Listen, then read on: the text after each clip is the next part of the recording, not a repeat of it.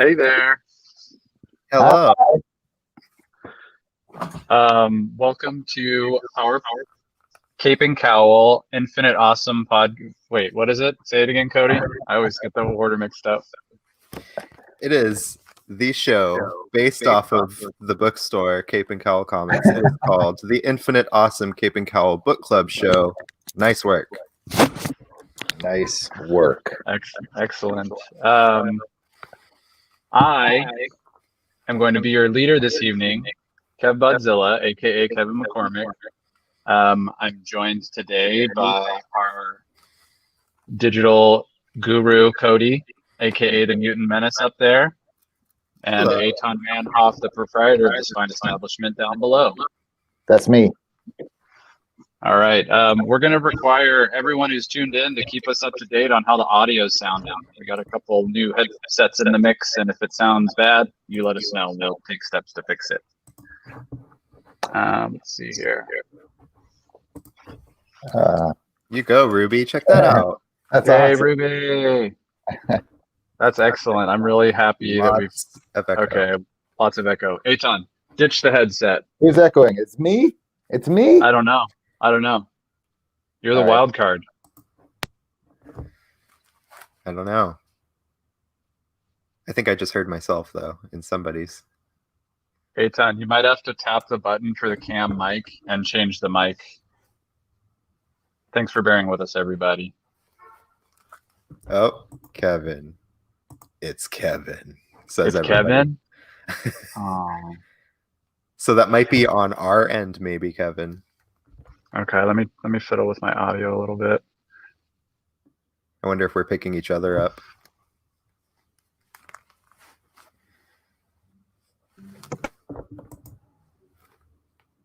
Thanks for the input, Okay. guys. That's super helpful.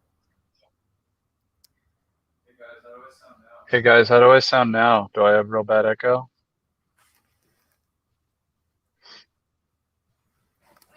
Just a second ago, they were saying it was gone, but we'll see if we get more response. This is good to work out all these kinks early, though. Thank you, everybody. Yes. Thank you so much. Well, y'all were promised quite a while ago, and it's finally happening. We're going to discuss the amazing Once and Future. Everyone hold up their books to prove that they read it.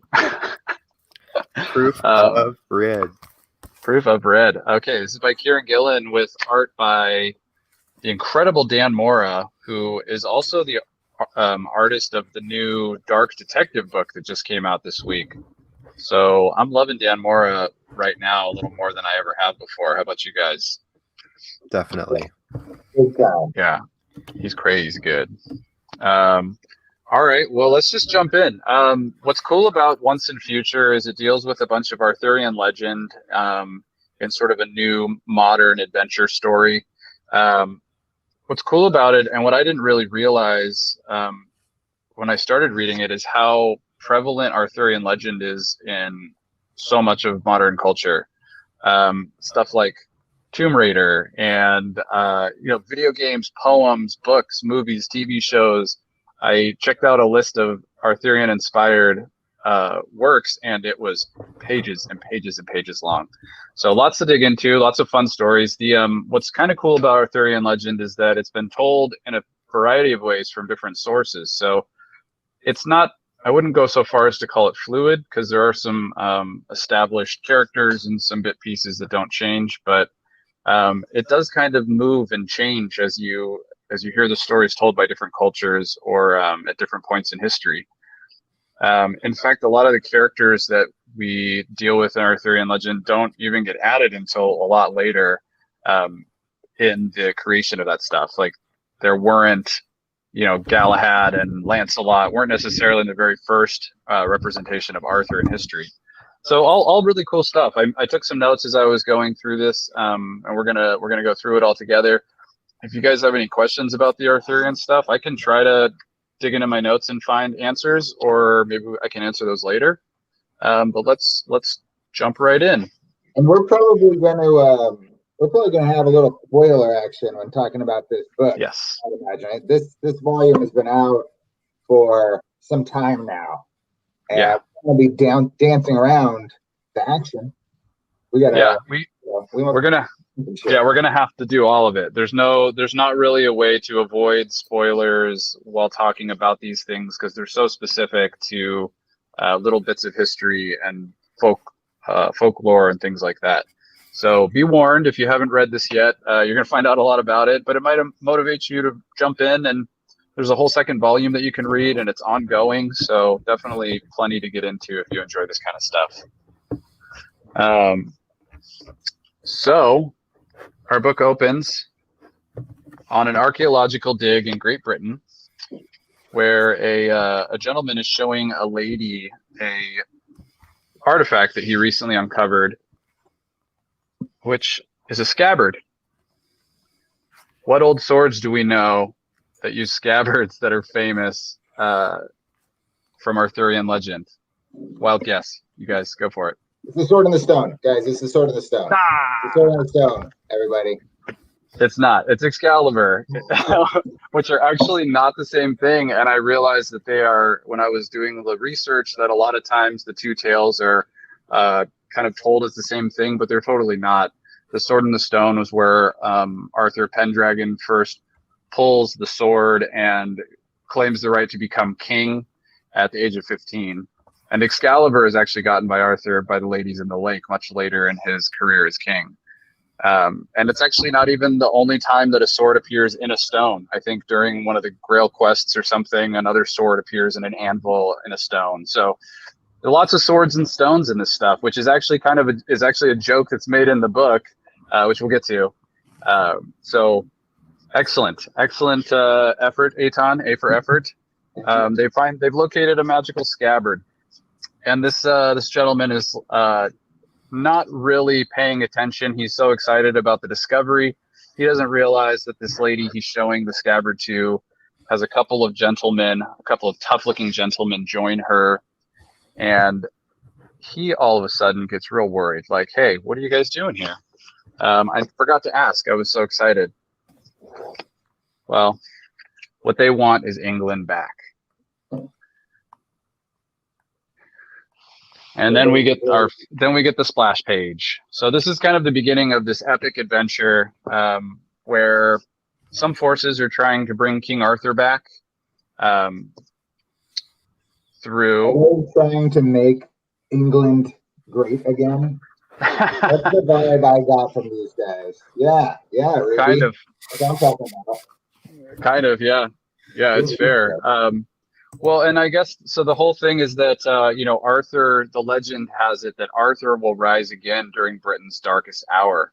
But one of the characters in this book very quickly makes the distinction that myths and legends are not as easily interpreted as we would like usually. It could mean a couple of things. Kind of like when you've got Anakin bringing balance to the dark side, or the dark and the Force. I mean, do we really think that he was just going to come in and save everybody? Or do we think that he was going to be the dark end of that spectrum that balanced out what was predominantly light at the time? So there's some cool ways to interpret the different legends that we're reading into. In this case, it seems like this group really wants to, like you said, make Britain great again.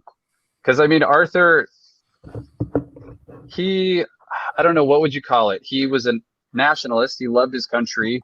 He conquered countless cultures and civilizations to bring them all under the banner of Camelot, or England, I guess, Britain, I should say.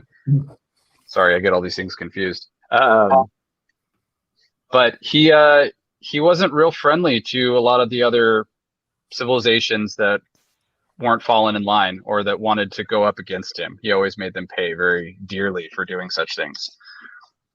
Okay, so we get past that little opening scene.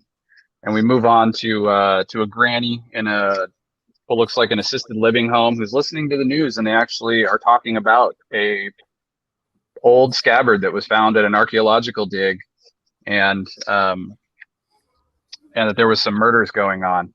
She seems to know something's going on, so she asks them to, some of the other old people are like, let's change it. Let's watch something else on the TV. She's like, no dice. I got to find out what's happening. And she goes on a walk. We bump over to our other main character, Percy. Who's incredibly attractive, by the way. This is one of the hottest people Dan Mora has ever drawn. Except for And- that panel right there. He looks really gross in that panel right there. I don't know. His facial hair right there looks like a rash. It's like kind of wispy, but I'm into it. All right. I like Yeah. her. She looks very nice. She looks She does. like somebody I'd like to have dinner with. And we'll get to it in a little bit, but I think that they actually create this character here, looking the way he does, is because he's a character in our story, this Arthurian legend rehash, and he looks kind of innocent there, doesn't he?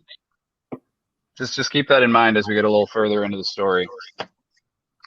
So turns out that old lady in the nursing home is this guy's grandmother, and even though he's on a date that's not going very well, I don't know if you guys saw, but he spills wine all over his date. He gets the call.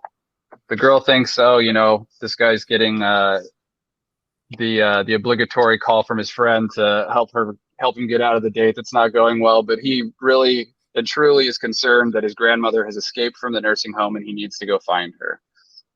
So they part ways, and he heads out to check with his gran, who actually gives him a call and tells him where she's at. Isn't that convenient? All right, so let's see here. He meets up with Gran in the woods, and she asks him for some assistance in digging something up. And he's like, Gran, what the heck are you doing? You're old AF. You shouldn't be out here in the woods digging stuff up yourself. Let me help. Okay, this page is the first glimpse that we get into the fact that Granny is not all that she appears. Can you make this screen a little bigger for me, Cody? Yeah. Look at all those guns. Damn, and some of those don't even look like guns, right? Some of them look like they might fire giant wooden stakes. That one up on the top there looks like some sort of space age gun. Like, who knows where this stuff is from? And there's also a bunch of swords and things in there that I bet if I were to look into it a little more, some of those swords might be actual things. The level of attention to the lore that was used to build this book is amazing. It's one of my favorite things about the story. All right, so he starts to help Gran dig through her gear so that they can find something that she's looking for. She doesn't really tell him what it is. He actually asks her about the giant stake launching weapon, and she admits she used to hunt vampires. And they have this full exchange about she used to hunt vampires until she ran out of vampires. There's so many badass lines in this. It's so good. Yeah. She's a tough old lady. And that actually plays in a major part into the motivations of the British Proud Boys that we were talking about earlier, and why they want to bring Arthur back. So they start having this discussion, and right away they're pretty cut off by a mysterious green light. This is a good time for me to point out the coloring is by Tamra Bonvillain, who I've highlighted in another recent video of ours, she just does fabulous work and kind of drenches everything in almost hypnotic glowing colors. Oh, it's incredible. Let me, before you take my big screen away, let me show you this next one.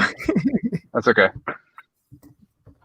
Okay, so this is our first encounter with a piece of Arthurian legend, aka the Questing Beast.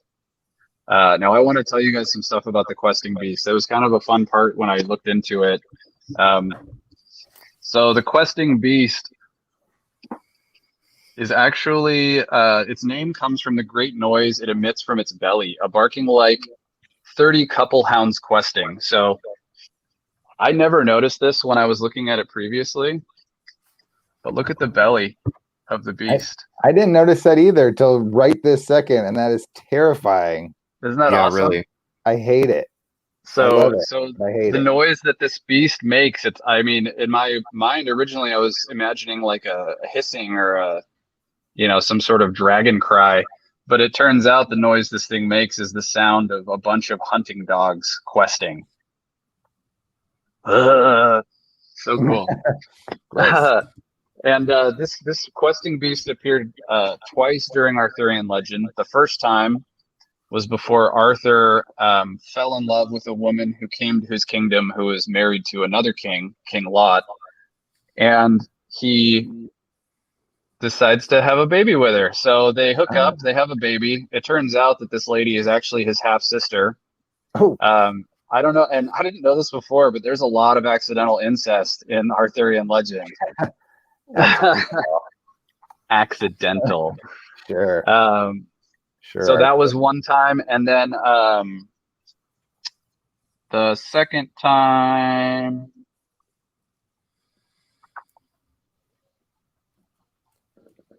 Okay. Oh, the second time is when the questing beast appears to him, and he has a dream foretelling of the end of his kingdom.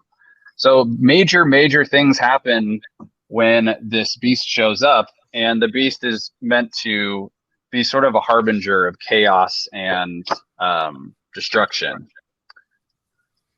So he's able, with the help of his gran, to avoid getting hit by the beast. And apparently this beast, if it hits you, you're dead. It carries the power of life and death in its jaws. It doesn't matter whether it nips you, whether it just chomps you, or it bites you in half, you dead. Looks like it. And like, I know we already pointed it out, but even in subsequent pages, there's still like dogs in the belly woofing. It's so cool. I don't like it. I don't. That's very like Nightmare on Elm Street when Freddy has all the souls in his tummy and they're all screaming. Yeah. Oh, that's why I don't like it. That's why I hate Freddy so much. He's so scary. I hate that. That's why I don't like this. Ew. Well, and like, on. Well, and I'm sure you guys read this like once or twice and completely passed over that and thought this was like a really cool scene of like a mythical beast and him like going up against it. But after I saw that, it added this really sort of like creepy veneer to the scene, much like what's happening on Aton's face as we look at this page over and over. I don't like it. I'm ready to move. It's super cool to like get the context of that though, because I did notice it, but I just thought it was just, you know, an artist's choice to make this thing look super demented. Yeah. But it's cool to know like where it is based off of. All right, and then I have a super ridiculous little tidbit of information about the questing beast. The questing beast is a variant of the medieval mythological view on giraffes, whose generic name, Camelopardalis, originated from their description of being half camel and half leopard. Kind of cool. Anyways, okay. Sure. Yeah, apparently that's, you know, the way to describe animals is give them a name that's basically half and half. That's totally something that we would do, right? I mean, that's what they do in Avatar: The Last Airbender. Things are just two different animals all the time. Yeah. It's just a normal. Cat dog, like one on each end. Yeah. Cool. So he doesn't end up having to slay the beast or anything, and his gran actually mentions, much like I said before, that the beast shows up twice during Arthurian legend. She says he'll be back.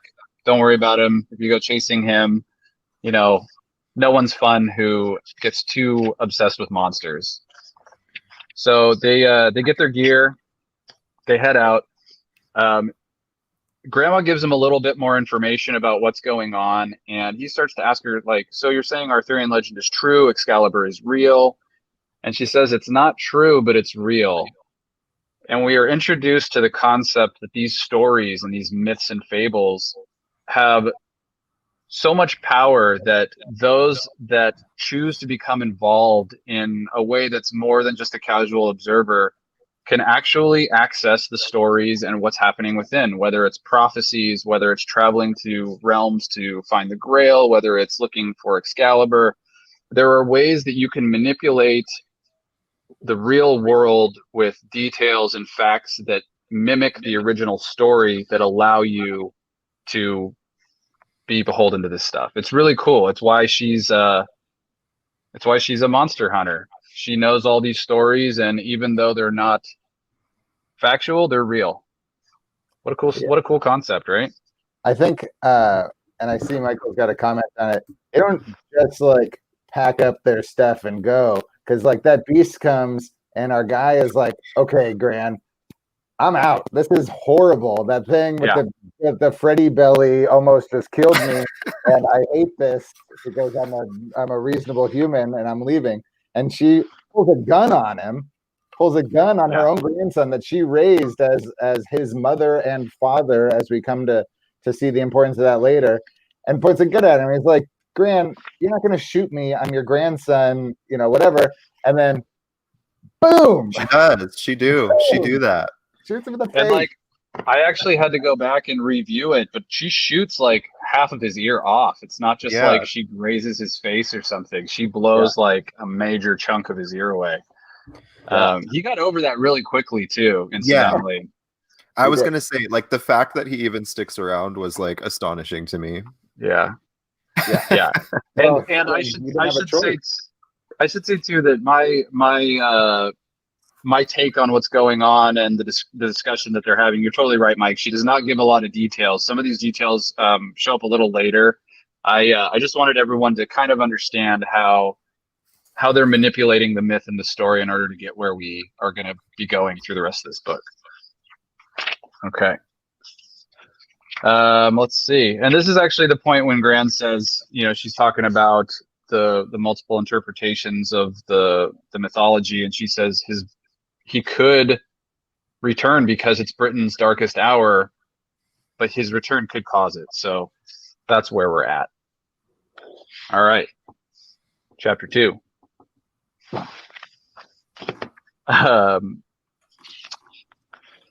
He also she mentions that they need to activate a historian as part of their order. We don't really know much about the organization that she was a part of as she was fighting monsters, but we do come to realize pretty quickly that she does have sort of a support structure, much like James Bond has his support structure, and other characters like that have people that help them take care of things that would be kind of boring or you wouldn't really want to see the main character dealing with.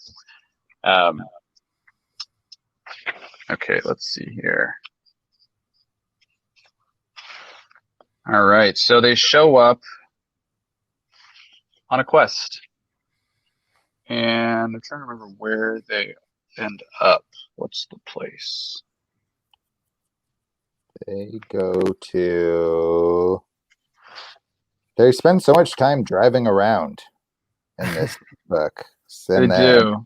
They're in Glastonbury, but I don't think that really tells us where they're going. It just looks like they're heading towards this like castle in the distance during the witching hour, which everything that ties into stories has power in this book. So they are once again assailed by the mystical lights that Tamra Bonvillain lays down on the pages. And they end up in this room surrounded by the what they describe as the ladies of the lake. And look say, at the clouds in the window. I just noticed that. That's cool. Yeah. All right, sorry. Don't be sorry. Okay. So the next page is we're back with the British Proud Boys and this lady who was at the original archaeological site, and they're discussing the next steps now that they have this scabbard recovered. And it's pretty clear they want to expressions. Oh yeah, his facial expressions are something else. There's so many moods that he can capture. I love this man's art. Yeah. And it's with like the finest of lines too. It's so well done, so subtle, but so obvious what he's trying to convey. This is a gorgeous book, y'all. If you haven't picked up on that, it's worth the price of admission just for the artistry. Ruby, this is very much the feeling I got. I knew there was so much significance, and I've very much been looking forward to tonight because I know that Kevin came very prepared, because it's so kind of meta contextual, this book, and it's kind of like Sandman-y almost in its approach to how important stories are and storytelling is and how you can kind of manifest that. So I knew like every little thing I was seeing, like there was such a sneaky reason, and Kieron Gillen, of course, is going to know a lot of those places and significance. So Sure. Yeah, it's you know, I read a bit. I read a good bit of Arthurian legend summaries and analysis and things like that to get a general take because there's a lot. There's a lot to read, a lot of stories scattered across hundreds of years. Um, but I think I got a pretty good handle on it. I kind of know who the characters are and what's happening. So Fake it till you make it, baby. Nobody knows. that's right. I think That's right. you probably know. So You better recognize I use Cliff Notes on this. Do you get the real like yellow Cliff Notes? They still make those? Oh yeah. Yeah, I went to the Cliff Notes website for an analysis on Arthurian legend and I pulled a lot of the details that I've got today from that. Dang. Just because it had everything in one place. There were a lot of resources, but they would only have like chunks of the story and some things weren't even addressed. The other thing that was super confusing about Arthurian legend is there are multiple characters that have multiple variations on their name. So it's really hard to keep straight when you've got, you know, Gawain, Galahad, all the G names. And then in another story, they're described in a different way. I got with that. Batman, the Dark Knight, the Dark Knight Detective, Gotham Savior. God, yeah, Creature of the Night. I got no problem with multiple names for the same character. Me neither. Cable, Nate Summers, Ascani-san. Easy. Hey, look at this. Oh, look at that. Look at that. Look at it. Look at how cool that is. Look at that. That's really cool. That's King Arthur. It is. Right? It is King Arthur. And look at me, look at that. All right, that's all. The page before that is also the page where they actually say the name of the book in the text of the book. I love that shit. Roll credits. Yeah, they pop the casket open and they're like Britain's once and future king. I love it when they do that in a movie. Every time we go to a movie or watch a TV show, when that happens, I look at my wife. Oh my God, wait. I have to take this opportunity to point out my favorite one. It happens in Suicide Squad, where Will Smith almost looks at the camera and just goes, "What is this? Some kind of Suicide Squad?" That's like, I love that fucking movie so much. Oh, so good. So good. Okay, so we pop the cork on that. Basically, they crack the tomb, which is supposed to contain the bones of Arthur Pendragon. They use the scabbard in order to resurrect his body and bring back his Skeletor. And he rises from the grave, speaking in Britain, very old Britannic. And he reaches into a stone and grabs a sword. This is the point where they make that crack we mentioned a little earlier. He says, "The sword in the stone." His grandma says, "A sword in some stones, a buried sword." She's like, there are lots of swords and stones. If your jaw drops every time we see anything with a little fairy sparkle on it, we're going to be spending half our day picking it up. So apparently it's a very popular misconception. People mistake the sword in the stone for other swords in other stones very often. That was kind of like felt like talking to the reader too, like chill. Yeah. We'll get to yeah, it. totally. I did not chill. These are all the sword in the stone to me, and that's very exciting. Like Excalibur, I still think is the sword of the stone, and I refuse to be convinced otherwise. I think I'm sure you could find a version of the story where that's the case. Yeah, see this one right here. Why do I feel like all of your hot takes, Eitan, you're just like Twitter personified? Like, this is the way it is, and I refuse to believe otherwise. That's right. That's right. I said it, so it's true. Change my mind. So the resurrected king rises up and goes to greet those who have just brought him back from the dead. And he does this really odd thing where he bleeds the palm of one of the people, one of the Proud Boy guys. I love that scene. Yeah. It is spooky. Oh my God. And then he says, he gets a taste and he says, Anglo-Saxon. Like he can tell the genetic makeup or the ancestry of the people whose blood he tastes, and he can tell this is an Anglo-Saxon who were the major opponents on a national level for his kingdom. So you can imagine that shit don't go well. So these guys that just went through all these steps in order to resurrect King Arthur, he just gets worked. And then I want to point out you've got Granny and our guy Lancelot, or not, or whatever his name is, Percival. Yeah, Percy. And they're just like standing in the corner watching all this. They're like halfway behind a rock, like the Scooby Gang, like watching this all happen. And this is like the first time out of 3 times I think that they do this. They like sneak up on these guys and watch from like 10 feet away from hiding behind rocks. I thought it was kind of funny how they kept doing that. I loved it. I feel like what's happening in the scene in front of them is so captivating and would suck you in so hard. Like if you were standing there next to this resurrected skeleton of an ancient British king, like would you be looking around behind the pillars or in the shadows of the room? Like it just worked well, even though, like you said, it's kind of silly that they're constantly like 10, 15 feet from all the action. It's just like, it's this pattern that we get in the first few issues where like drive to a place, go to the castle or whatever it is. There's the bad guys doing their ritual, and we're going to stand just right over here and watch and whisper. And, it's actually funny you mentioned that, because I don't know if I'm getting ahead of myself here, but that was actually one of my kind of gripes with this book. Is I feel like just inherently with the way that the script has been structured, it feels like a tour of Arthurian myth, like kind of like we're on this tour, we're kind of like taking this all in.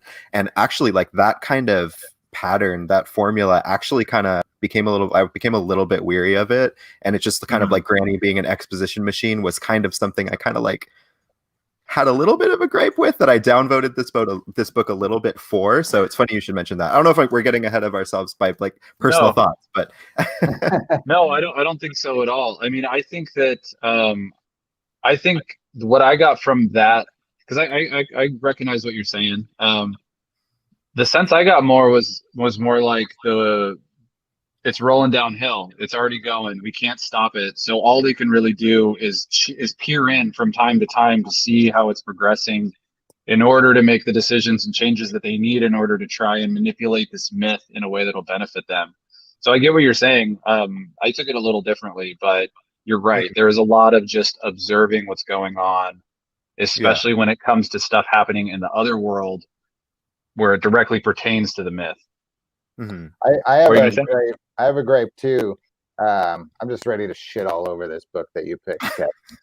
I'm gonna do it now. No, I'm just kidding. I loved this, but this is something that you guys know about me and my feelings about magic.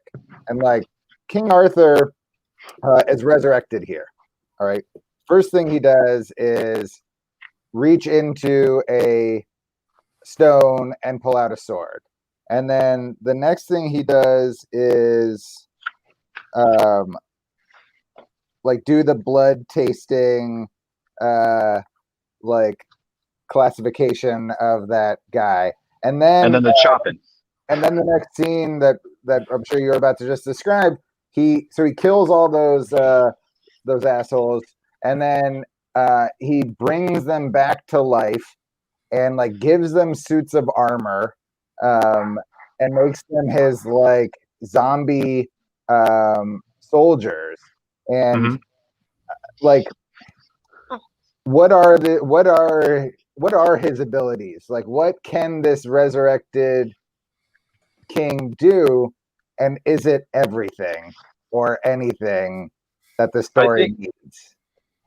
I think that's the key there, what the story needs. I think he can do what he needs in order to move the story along. So in this case, like you're saying, when he resurrects these guys he just murdered, he specifically calls out, "Rise, my knights, rise, Gawain," who is one of the main knights in the Round Table. So these aren't just like random underlings that he's resurrecting. I get the sense that he's resurrecting a specific little group of the knights from the Round Table. And maybe the direct connection there gives him a little bit more sway or power over it. I don't know. Yeah, I guess. Yeah, no, I understand that there's like functional story reasons for what powers he's given, but it's always something that bothers me about magical characters, that there's no limit set. They're not like, you don't get a piece of grand exposition that's like, well, when he's resurrected in this way, he can do this. Cody, and thank God we did it. Thank God we did it. The katana. I like Juliet's contribution there. He does what Arthur does, call knights into his service. So I think maybe if it's something that he did regularly or was a part of his myth, he would be able to do it again. But again, calling knights into service is totally different than raising knights from the dead to be in his service. But it's all about the interpretation of the myth, which is the biggest takeaway from this whole thing. You know, like, you think of it one way, I think of it the other way. They're both valid. Which one's going to win? Yeah. Typical Magic fan apologists. You know? Says the guy whose favorite backup story in Future State was Justice League Dark. Come on now. Yeah, but there was rules there. You have to say the thing to bring Etrigan the demon there, and he has to rhyme, and he can only, and Ragman has to use his rags. I'm cutting you off. Way. Cool. Go ahead, King Arthur. Go do whatever you want. You can do it all. Go ahead. It's cool. So this is also the point in the story where we get a little bit of insight into the fact that the main character, I keep calling him Percy, which is shitty, and it's a spoiler, and I'm sorry I said it ahead of time. His name's actually Duncan. Duncan and his grandmother are talking about the lady who has been in the story from the beginning at the dig site, who is associated with these British dudes that are trying to make Britain great again. It's interesting, when he tastes her blood on her hand, he recognizes her as a Celt, which was one of the civilizations, I think, that he conquered and brought under his flag. So she's cool. Of course, all these dead bodies laying around her, not cool. But then, like Eitan said, he raises them from the dead. The granny starts to tell us about the fact that she knows this young lady is someone she worked with in the past, and she should know better than what she's doing right now. Then we get our first example of what I mentioned a little earlier, manipulating the reality in order to manipulate the myth. The young lady is telling the king why she brought him back. She says, "The land is sick. The king and the land are as one. I have a boy who would be knight." Granny doesn't think that's a good idea, because she says, "My Galahad, he can bring the Grail to you." And Galahad was one of a few different knights that were involved in various Grail quests. And Granny says, "She's made a Galahad. Let's go quickly and quietly." So basically, this lady had a baby that she raised to basically personify Galahad in order for her to weasel her way into this mythology and get to where she is now.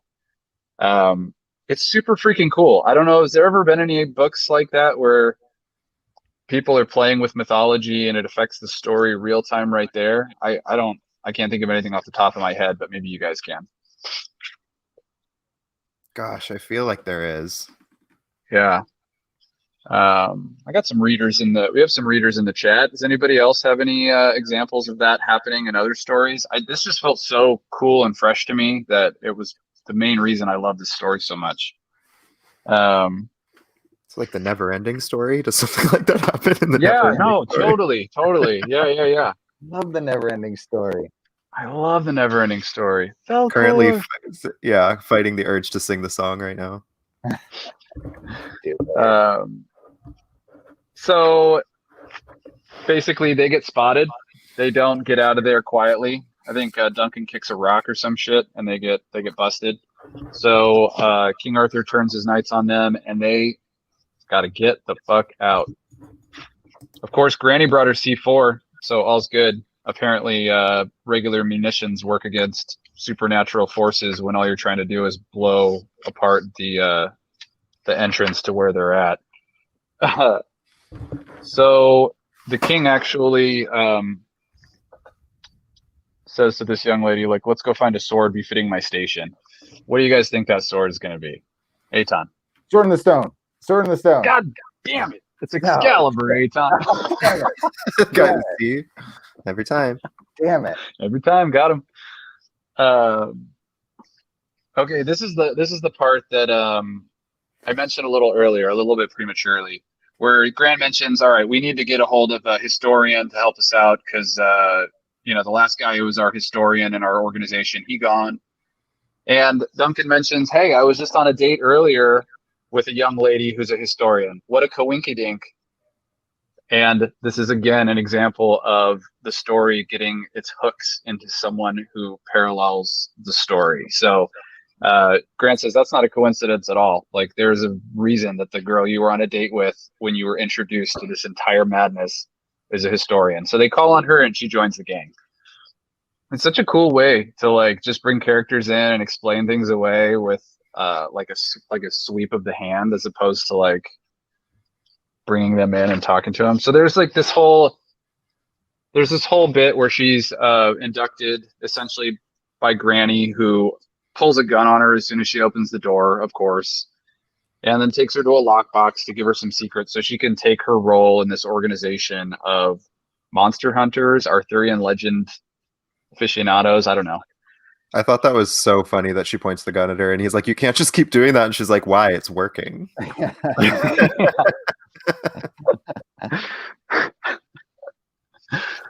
And then, that was another great part. She's like, why not? It seems to be working. And he says, she ... won't shoot. Let me guess, you do that pause every time you lie. So, do you guys remember the name of the lady that her name is Rose. Yeah, we got big Rose fans in the chat. Ruby big and Rose Mike fans. are all about. Yeah. Rose handles this shit like a boss. She just rolls with the punches. It's great. All right, so the team they've now got the squad together and they need to do some work. They need to figure out what's going on, where Arthur and his newfound cronies are, what stage in the process they are in bringing him back. So they head to, let's see, where was the bath? It's one of the baths. I'm trying to remember which bath. I don't know if they mention it. There's more than one? Oh, there's more than one bath. City or something? I don't know. I don't know. Well, I don't know. I thought it was just the name of the place. They hide behind something again to watch what's going on. They sure do. Hiding behind that door. But this is also the first time that we get exposed to the fact that it's not just the Arthurian legends that carry power. They go to this Bath Abbey and they're able to access what's going on with Arthur because it's a place where another king was crowned, which holds a connection and a power to other kings, I guess. It's a little loose, but it works. And then we get into I'm looking at our time and I'm realizing we're getting a little light on time. Yeah, we may not be able to keep doing the page by page. Yeah. So they come upon Arthur with, what is that, Aton? Excalibur. It's the sword in the stone. No, I'm just kidding. It is the sword in the stone. I was ready to walk away. I was gonna quit. I thought I had it that time. I missed it before. Damn it. So, man, I'm torn. Like, I want to talk more about the book, but I also want to talk about the cool, weird shit that happens in Arthurian legend that ties into it. This was an ambitious episode, guys. I didn't realize how ambitious. Well, let's show them at least that we get to see. We get to see our creepy lady's creepy Galahad son. Yeah, and that's actually one of the more interesting parts of the Arthurian stuff I wanted to talk about. So this is Galahad. She's the son of the lady who has kind of kickstarted this all. Turns out her name is Elaine, which is actually the name of a character from Arthurian legend. So basically, y'all know about Lancelot and Guinevere, right? Guinevere was Arthur's wife. Lancelot fell in love with her, but it was mostly a chaste sort of love until Lancelot was tricked into sin by an enchantment. It looks like King Pelles had a daughter, Elaine, and she fell in love with Lancelot, but he was pledged to Guinevere. Despairing of winning his love, she went to a sorceress who changed her appearance to that of Guinevere. In that manner, she seduced Lancelot and conceived a child by him named Galahad. So we don't really get to see who her Lancelot is. We don't know who this man that Elaine slept with in order to have this Galahad is. But I would guess that she probably tricked him. I don't think it was probably like, hey, you should be my Lancelot. It was more of a, I have a feeling it was a little more faithful to the original story. So anyways, we get introduced to him. We find out that she is using Galahad in order to go to the Fisher King's castle, which is the Fisher King is one of the holders of the Grail, one of the last in a family lineage of people that keep the Grail. And let's see here.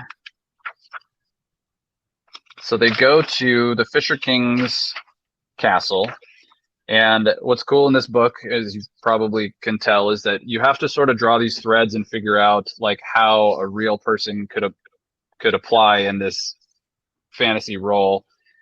And it turns out that Elaine's father, the maimed king, is essentially what that means. The maimed king was a king who had a leg wound, an upper leg wound.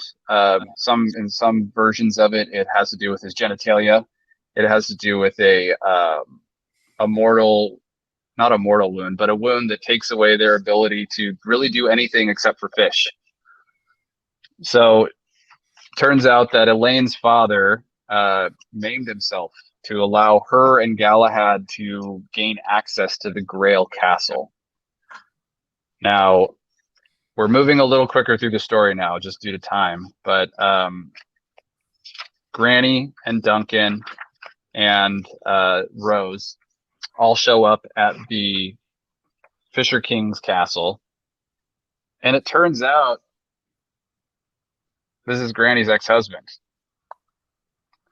So Drama.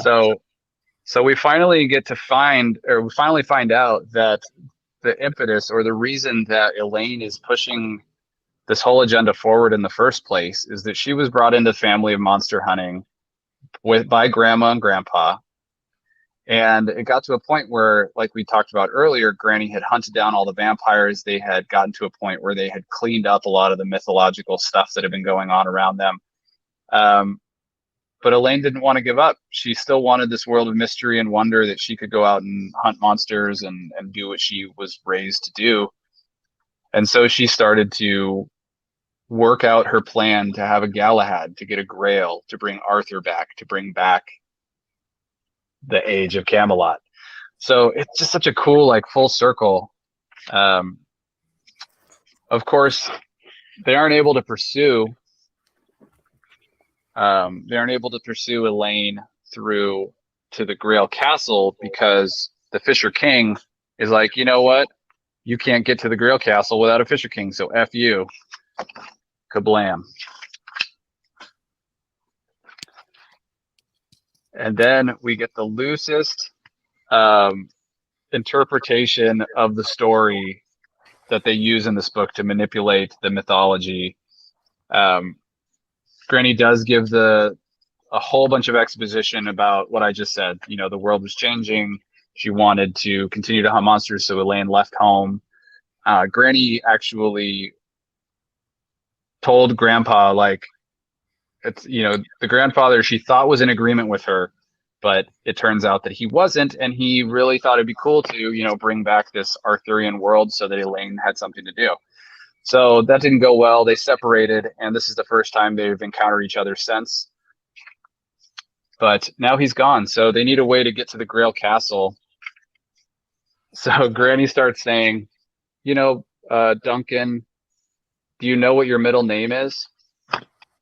And we've already kind of spoiled it from earlier. His middle name is Percy, aka Percival, another knight, the innocent knight from the Grail quest.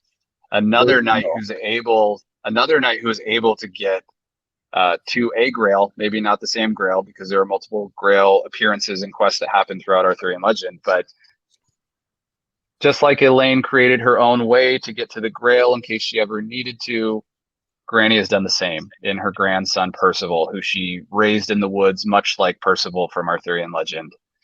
He really didn't get to do much other than hang out with Granny and not watch TV, apparently. So Granny starts saying, you know, Duncan, I was always like your father to you, right? Like, I know you didn't grow up with a mom and a dad, and Grandpa wasn't around. So I was basically like your father, correct? And he's like, what are you talking about? She says, no, I need you to say it. I need you to say explicitly that I was like a father figure to you. And in doing so, Duncan, I should say, creates a new Fisher King. All Granny's got to do is wound herself, and she becomes the new maimed Fisher King. Just such a cool manipulation of the reality to create the myth. Just too cool.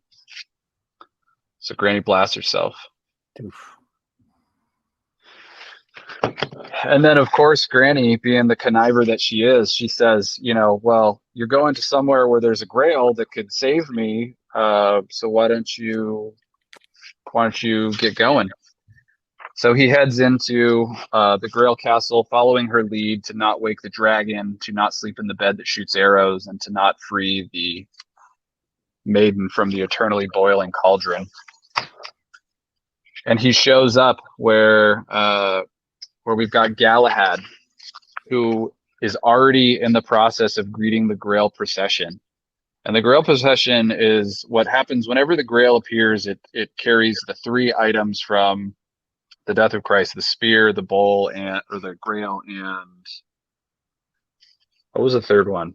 One of you guys in our chat might know. Look for the candelabra. Candelabra, yeah. I feel like it was called something else in what I was reading, but maybe that's all it is. So Duncan pops out and he's like, yo, check it, Galahad. We got to have a chat. And it doesn't go super well.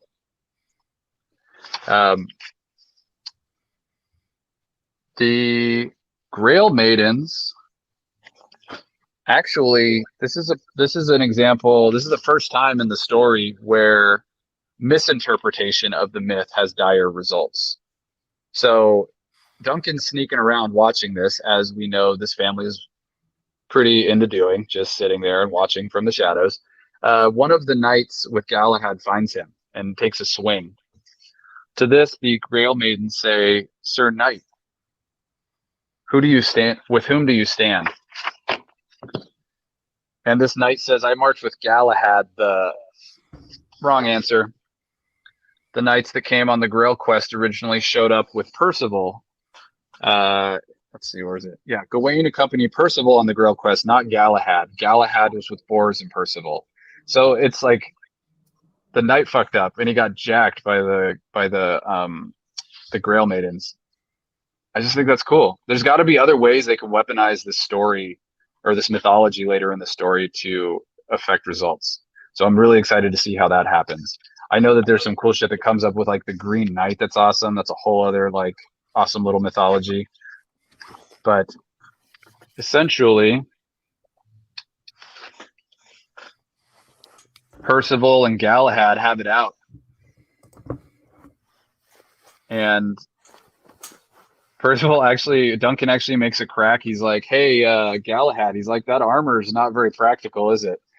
You can imagine trying to chase him out of a mythical realm is probably a little harder in a full suit of armor. So Duncan gets home. He's like, Granny, I got the Grail. Boom. Grail disappears. Huh. You know, Gran, she's always got a trick up her sleeve. She says, sorry about that. The Grail can't actually exist out here since it's a part of the other space. But what you did was you destroyed the Grail that Galahad was after, and now they're going to have to figure out another way back into the story to get that Grail. So I mean, it's just so cool. They just destroyed their chances at acquiring a Grail by manipulating a story just ever so slightly. This book is genius. It's so well done.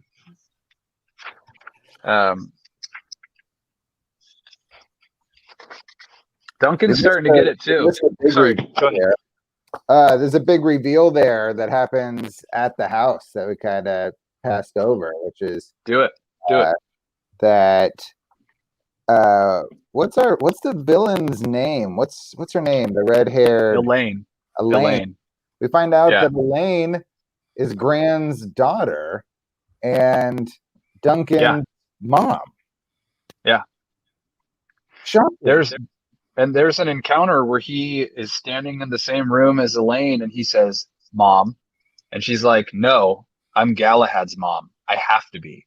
Which also presents the fact that if she doesn't stay true to the story, it could have bad results for her too. So why I don't know if she Galahad. I don't, maybe because he's named Percival and his grandmother raised him in the woods, much like the Percival character. I don't know exactly why Elaine, or Mary, as she was previously known, left without her son. I'm not sure. I don't know if that's covered yet. Sad. I like what Mike Rose said, because not to generalize that like all redheaded characters are always related, but when two characters have that striking red hair, it's immediately noticeable. I drew a parallel just visually. I thought that just now as I was like deciding to point that out. I was like, well, yeah, there's two redheaded characters. Like, when do you? I mean, it's just a very visually striking choice, right? So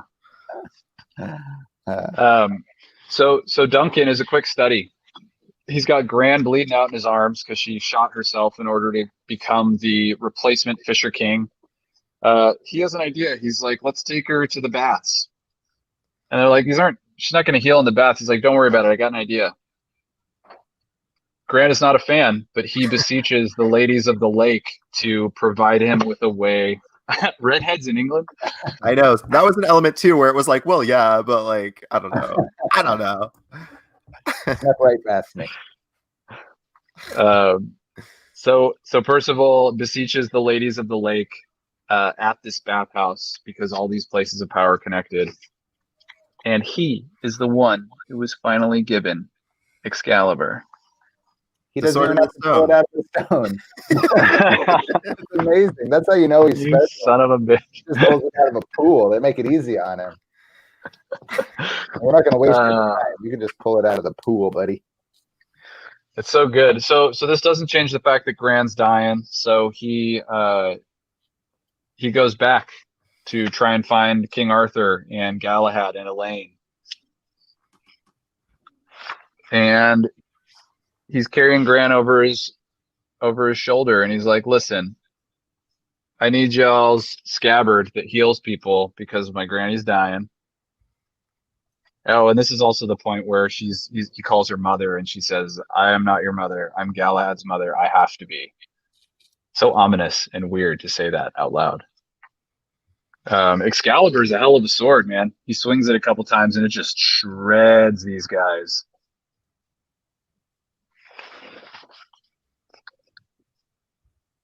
And then he says, I can't give you the sword because it's not mine, but I can tell you where to get one. I can tell you the story that will help you make that a reality, which is kind of an interesting way to barter, but I guess it works. So he gives him the scabbard. He heals up Granny. And then one of my favorite parts of the book, Gran looks at King Arthur and says, "I bet you don't even know why Galahad's the greatest knight." Elaine does not like this. She says, silence her. Gran says, "He is the greatest knight, and his father was the greatest knight before him, you see. And a great knight, too, I bet." Knight with an N. Lancelot. King says, "I have not heard of this warrior." Gran says, "He's the Frenchie who shagged your wife, you big ninny." And then I can just imagine, like, the screech. "A Frank has lain with my queen." Yeah, like very Skeletor. Very Skeletor style. And then shit pops off. He ends up tossing the scabbard out a window to make King Arthur chase him down, and they bounce. They get out. And we are, and of course he goes to return the sword to the ladies in the lake because you don't want to be a dick and hold on to mythical items that aren't yours. And full circle, Gran and Duncan are having a chat, and who shows up but the questing beast? Gross. So, given that the questing beast is and it goes much better for Duncan this time. He takes the questing beast down. The beast does not survive the encounter. And Duncan says, Gran, I'm not sure if this is going to work for us. We got to figure out what's going on. We got to talk this out and get on the same page. And that's it. End of chapter 1. Wait, there's an after credit scene. Post-credit scene. Come on, MCU. Post-credit scene. Okay, we go back to Elaine, who is still running through the other world after it all fell apart when Duncan came through with the sword to get the scabbard for Granny. And she encounters a new player on the scene. Looks like we're finally going to get a little Merlin in our lives. And I looked this up. The name he says Merlin could find a use for a Nimue.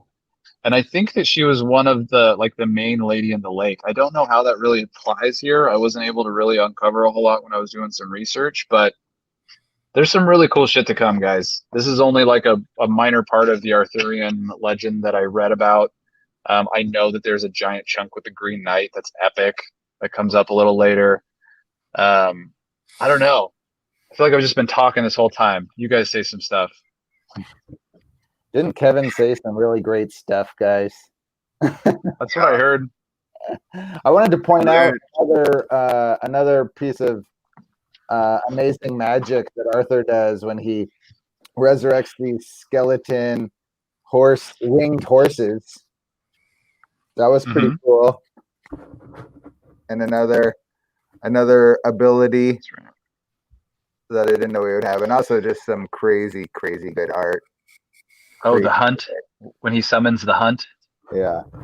But no, I loved it. I loved it without knowing all the Arthurian stuff. I loved it as a reader who can't remember names and places and all that kind of stuff. It just I read the whole book in maybe an hour and a half, and like it was breezy without being like light in content. Like it was obviously very chunky. There's a lot going on. There's a lot of story, but like I was just drawn in, so I wasn't distracted by anything. I never pulled out my phone. I never did anything else. I just I was just deep into reading it. So I really kind of like the choice. It was kind of like an Indiana Jones movie, which is also takes a lot of inspiration from Arthurian legend, where like you don't need to know all the related stuff, but it's just such a cool ride. Yeah.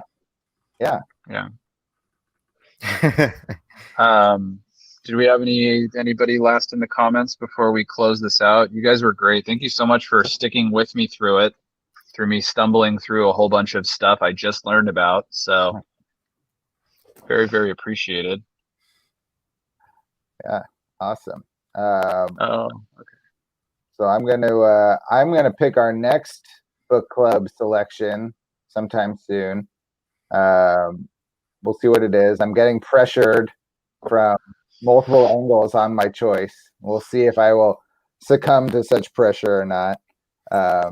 But so we'll do one of these book club shows like this again in a few weeks. I think that for my next one, I'm probably going to do volume 2 of this. This was super cool. I want to dig more into it and keep going. This was fun. Thanks for giving me the chance to do this book. Awesome. Yeah. Juliet in the chat asked if we talked about the art. We highlighted it kind of early, Dan Mora's art being amazing, and I'm glad you brought that up because I wanted to say, to wrap up my thoughts about this book, I think this book is fine. For me personally, I love the concept more than the execution. I think structurally it was kind of not my favorite. And I've mentioned that earlier already in this broadcast. I think if the art wasn't by Dan Mora, I almost wouldn't have cared, because the art really is what in the end kept me. To be fair, this book already had stuff going against it when it comes to me, because sword and sorcery stuff, like medieval stuff, I tend to really zone out, like hardcore zone out. It's really like hard to keep my attention. And because of that, this book already had that like working against it. But Dan Mora made it visually very, very, very appealing. And Kieron Gillen's writing is, you know, his voices for characters is always fleshed out. I love his writing and his tone for his characters are always great. But yeah, like I said, with those things against it, that was my only thing. I had kind of like a handicap going into it. But tonight was really fun because you added a lot of context for me, which kind of makes it even more of a rich reading experience. So shedding that light tonight has totally helped it in my book. Yeah, I think even between this one and the next one, I'm going to read more Arthurian stuff to see if there's like cool ways I can imagine it working into the story that's coming up. I mean, I think that's the whole point, is that there's this like incredible backlog of rich mythology that you can pull from in order to create your own reality. So, and I love that. I love like a fiction's power, like the power of fiction. I love concepts and narratives like that very, very much. So that was in here, which also I found very appealing. Juliet, thank you. I mentioned that the main character in this book is one of the hottest dudes I've seen in a comic in a long time. And Dan Mora like lovingly illustrated this man and his flaming red hair. I was obsessed. I want to point out that, and I think a lot of people, at least in this that I see in the chat, probably know this already, but if you enjoy Kieron's writing, he just started, we talked about it a little bit last week, but he just started the new Eternals series last week, and it's so fantastic. good. It's really great. And if you love Dan Mora's art in this book, he is the artist on Dark Detective, which is the future state Dark Detective, which is the new Bruce Wayne story in the future when he's no longer Batman and running around. And Mora crushes that issue. Like, it's unbelievably good art in that issue.